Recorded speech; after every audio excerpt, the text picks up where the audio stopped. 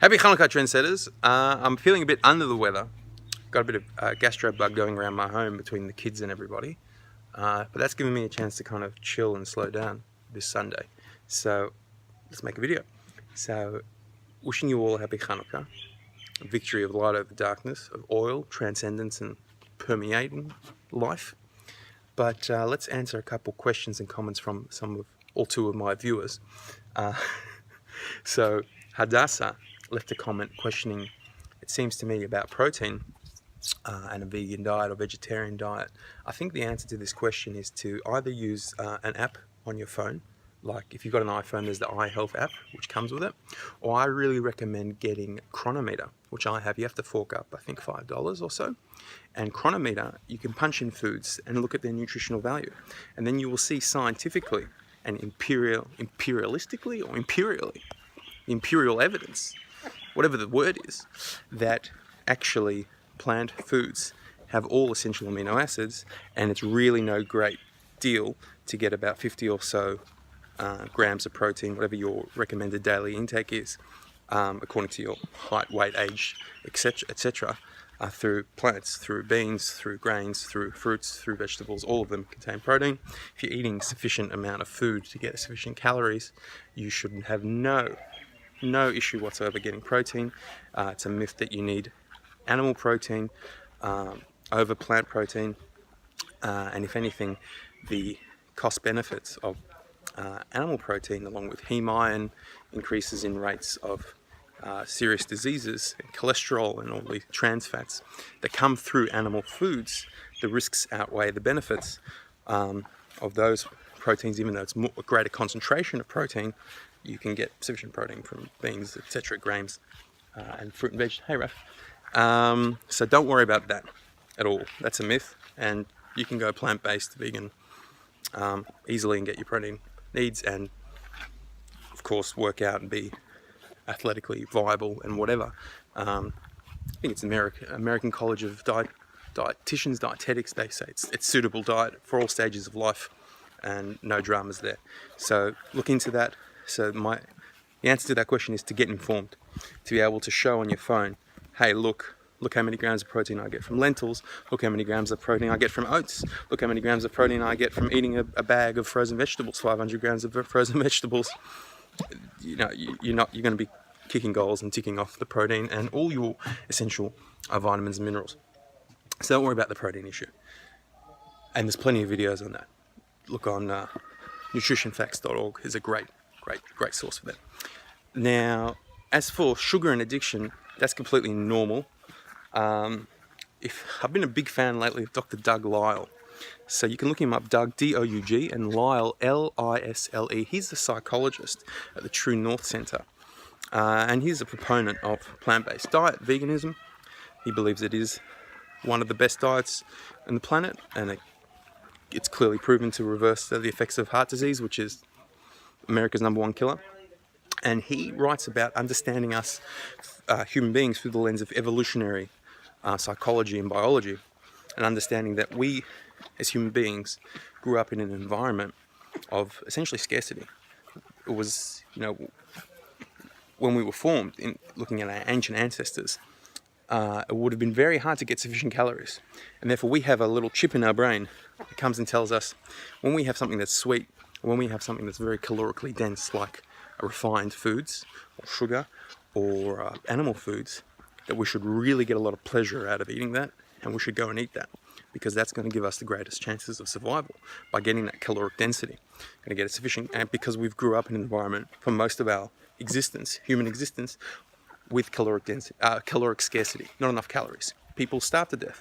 So only recently, really in the past century, or even less than that, have we actually started getting a problem of too many calories. That's why we see the vast majority of people are overweight or obese in most Western societies, because there's too many calories.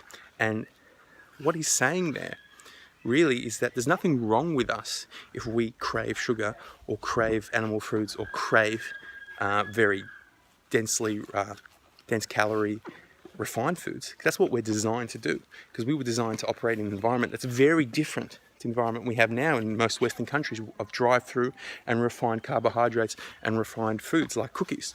Cookies never existed up until recently in our history, and never in such an easy, abundant form where you can walk down a supermarket aisle and throw in 10 bags of them. So this is a very strange environment that we as human beings find ourselves in. And we should not be so hard on ourselves, calling ourselves weak and lacking willpower when we crave sugar and crave cookies, because that's what we're designed to do. That's really what we're designed to go after, the chips in our brain.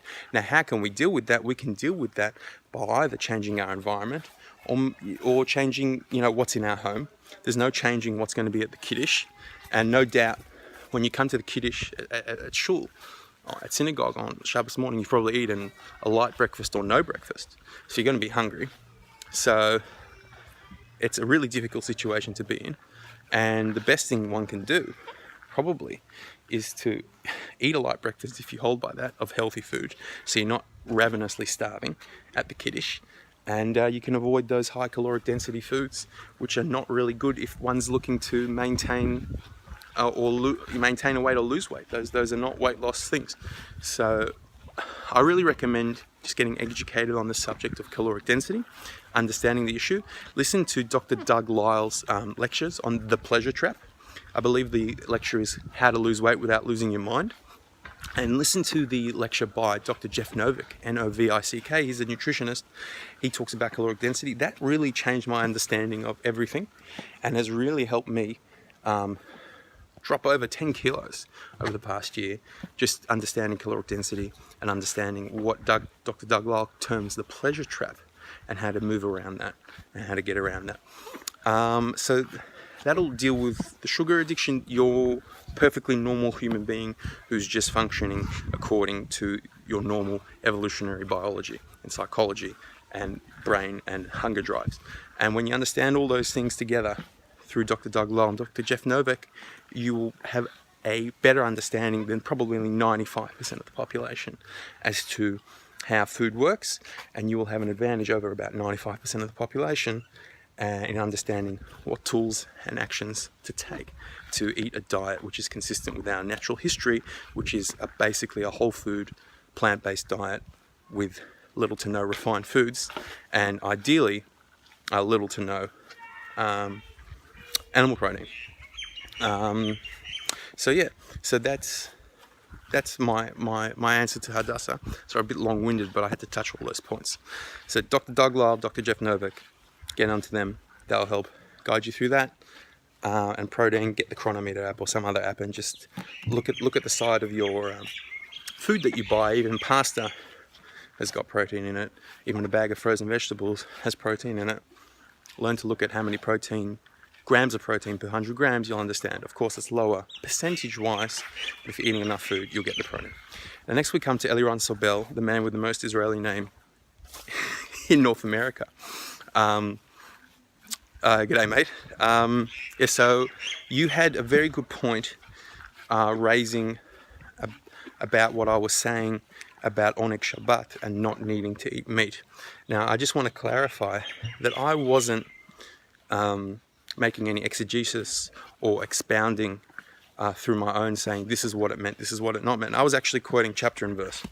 I believe when anybody says anything and comes from a point of authority saying so-and-so means so-and-so, they better point to chapter and verse. They better point to the exact source of where they're coming from. And if they don't, well, you should take absolutely everything that they say with a complete grain of salt. And you should actually completely doubt it, because unless somebody's going to cite something from authority, from evidence, they've got no right to say anything over a book of complete fantasy. I'm just walking around my backyard anyway. A book of complete fantasy. If you come and say something, well, that's just your opinion, man. Do you know what I mean? It's got no validity over a work of fiction of Harry Potter or Lord of the Rings. Why should I not believe Harry Potter? Why should I not believe some other charlatan or snake oil salesman who's just pulling things out of their tuchus? So I always come and say, very important to look at the chapter and verse when anybody's ever quoting anything and making an opinion based on Judaism and based on Torah logic. They have to have a foundation, an authority, a precedent, if you will. So coming back to the idea that I said that meat and wine are given as examples of pleasure on Shabbos and therefore are not obligatory. I've got the chapter and verse right here. We're in Shulchan Aruch Harav. That's the Alter Rebbe's Shulchan Aruch. We're in Orach Chaim. Orach Chaim, volume base, second volume. I'm opening up to Hilchot Shabbat, the laws of Shabbos, and I'm opening up here to Halacha base. Just if you can all see that there, but you can look at that there. So I have Shulchan Aruch Harav because I'm Shtickle Lubavitcher, right? I'm a Lubo. So I'm reading from the actual text here. I'm not making up vegan exegesis here, vegan expounding. This is actually the text. You ready for this? Because this is going to rock everybody's world. Okay, and this is Shulchan Aruch Harav. It differs only very slightly from the other Shulchan Aruchs. Drawing more Kabbalistic things. But anyway, this is the text. I'm going to read in Hebrew and then translate into English. There is no obligation to eat meat, and to drink wine on Shabbos. Ela, rather, lefisha min hastam, rather as a general rule, yesh lerov bnei adam oneg b'achilat basar. For most people, they get a lot of pleasure out of eating meat. Yoter mi b'shar ma'achalim, over eating other foods. Ub'shtiyat yain, and drinking wine, yoter mi b'shar mashkim, and they get a lot more pleasure drinking wine than drinking other beverages. Lekach, therefore, yesh lehem laharbot b'basar v'yain. Therefore, for those people, they should do as much of eating meat and wine kafi yacholtam, according to their abilities, v'hasagat yadam, and according to their ability to get it by their hands. So there was a little footnote there, 19, if you will, that refers to the Torah, and I believe the Magen Avraham, and then you can get the exact sources of that. So that's the Alter Rebbe Shulchan Aruch Harav, that there is absolutely no obligation to eat meat and drink wine.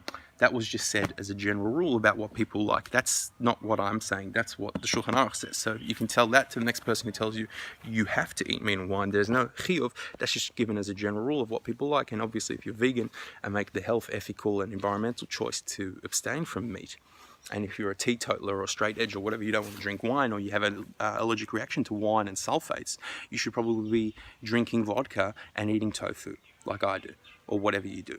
And doing what you enjoy on Shabbos and eating particularly those foods that you enjoy, which are also healthier, more natural, going to keep you healthier and happier and better for the environment and the animals. So that's just some food for thought, excuse the pun. So I was not making any expounding. I like to quote chapter and verse.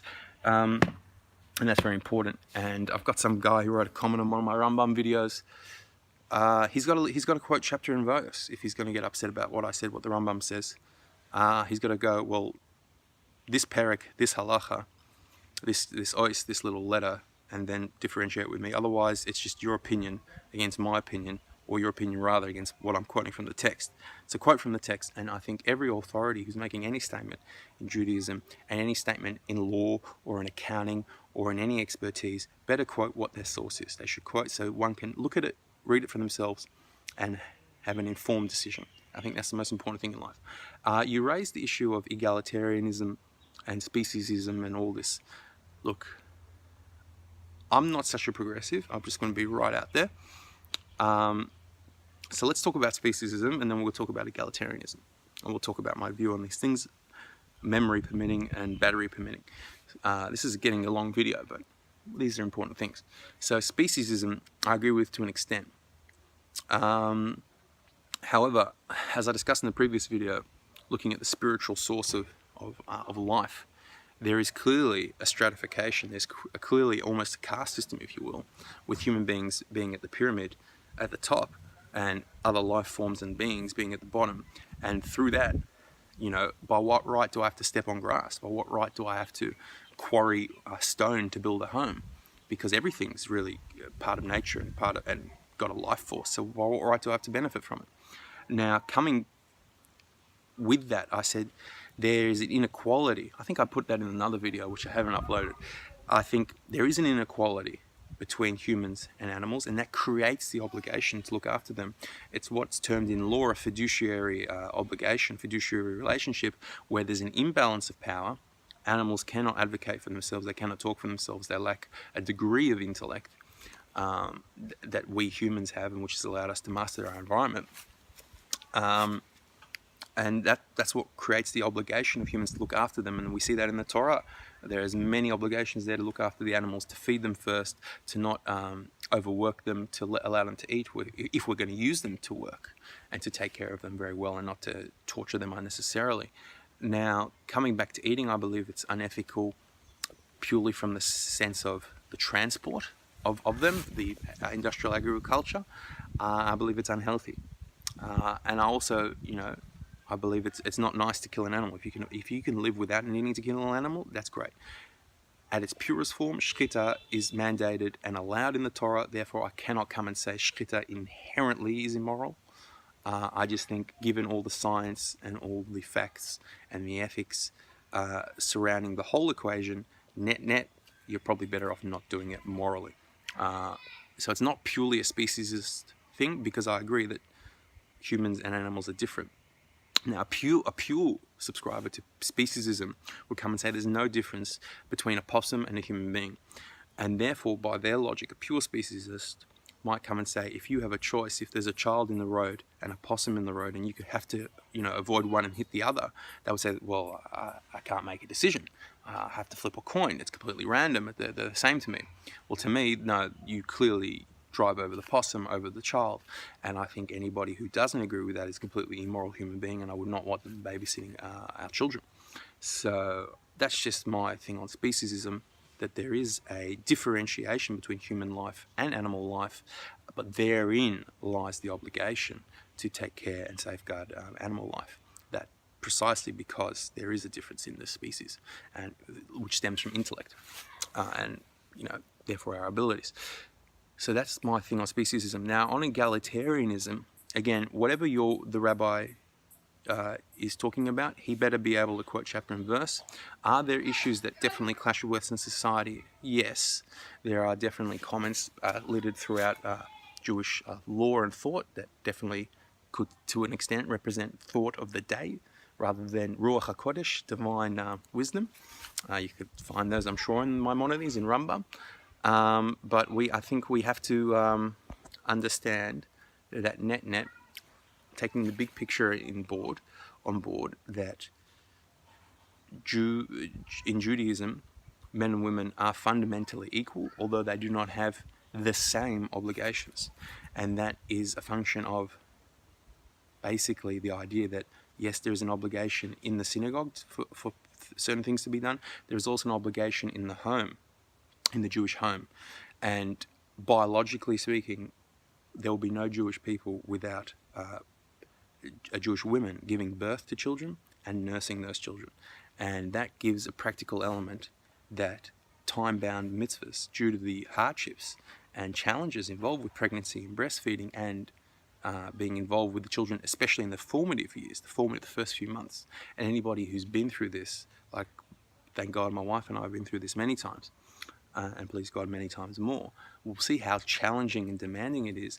And then to come and say there should be equal obligation on the woman to attend minyan, it's hard enough for me to do that with the kids and the nature of what I do around the home. And I'll tell you, to be honest, I struggle with that. To come and say that women should therefore have, that in terms of egalitarianism, women should have equal obligation under the Jewish law, I think that's absurd. I think that defies biology. I'm not talking about social norms here. I'm talking about the practicality of being pregnant. I'm talking about the practicality of nursing. Of course, every woman's going to make the decision on how to nurse, if they can nurse, what works for their life. Without a doubt, definitely in the first few weeks or months, at the very least, the woman's probably going to engage, or at least try to engage in nursing. What I mean by that is breastfeeding, and that's an argument in biology. That's not a scientific fact, reality, not talking about social norms and sociology here. We're talking about fact.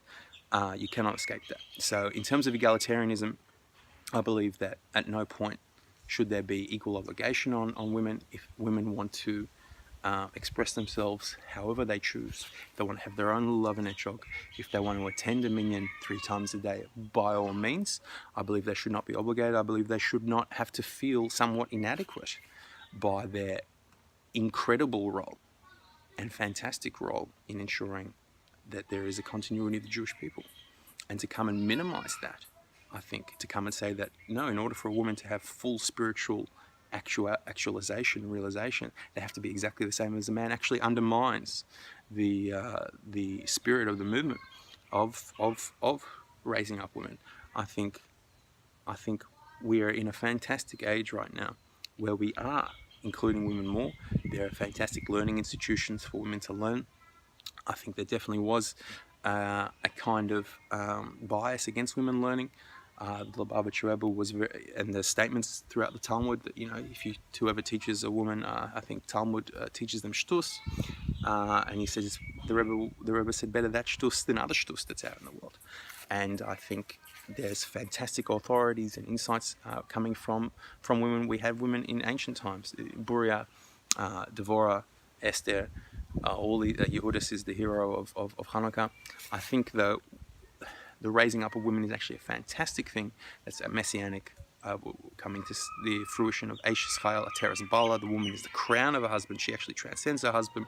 Kabbalistically, we get into that. We understand that Malchus, which is relating to the female energy, is actually the highest. It's actually the vessel that makes everything raised up. So I think it's a fantastic thing that women are growing in their role in Judaism. What I debate with is forcing women to come and on some level have to be like men in order to be truly women. That just doesn't make sense. Women need to find their own role in life, what makes them fulfilled, what works for them practically. Just as in any relationship, a husband and a wife need to find what works for them practically in raising a Jewish family, and that is ultimately one of the main purposes of creation, to be fruitful and multiply, especially Jewish kids. We lost 1.5 million of them about 70 years ago in the Holocaust. We've got to pay them back with interest, as Rabbi Kahana would say. Got to be controversial there. Ooh. Anyway, so that's my thoughts on egalitarianism. Now, Judaism is evolving. I think it's a fantastic thing.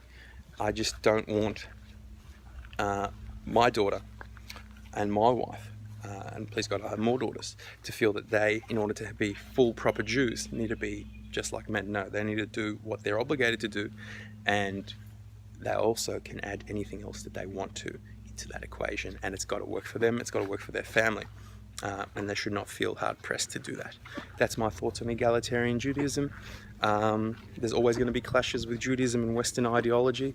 There are some things in Judaism that just frankly aren't nice, like the laws of dealing with Amalek, like the laws of dealing with the 7 nations, like the laws of, certain capital punishments. We have to understand the legal background to these things, and we have to reconcile them to our beliefs, but at the same time understanding the immutable wisdom that was the Torah, that is the Torah, that is God's wisdom, that is Emet, that stands from beginning, middle, and end, Aleph, Mem, Saf. That's going to last for eternity, and that applies. So basically, women should not be obligated to do the things that men do, but if they want to do them, that's awesome. That's awesome. That's my belief. And if you want to go daven in the egalitarian minyan, by all means. Should there be a mechitza? That's a different thing in its own right. We'll get to that maybe in another video. But that, at its core, that's my view on egalitarianism, and at its core, that's my view on speciesism, and at its core, that's the idea of interpreting meat and wine. Actually, it says chapter and verse, black and white. You do not have to eat meat and wine. That's just an example. That's in the Shulchan Aruch. Yalla, bye. Stay kosher, stay vegan. That's it. Happy Hannukah. Bye.